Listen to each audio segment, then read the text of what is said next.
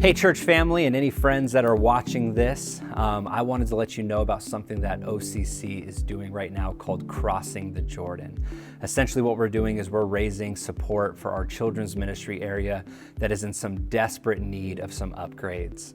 A few years ago when I came to this church, I brought with me my two children. We had a third child, and that was our children's ministry. And my wife and I, we started praying and going, God, we desperately want young families to be at this church. Number one, for selfish reasons, because we want community and people to do life with. We wanted people for our children to be able to play with on a Sunday. But number two, we wanted young families to hear about the gospel, and we wanted generations to be affected by the love of Jesus Christ.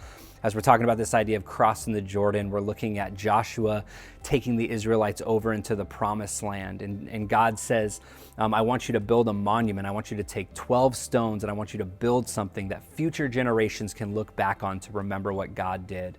And that's really what we feel like we're doing right now, is we're setting our church up for future generations to grow up through it and to be able to look back on what God did here at OCC.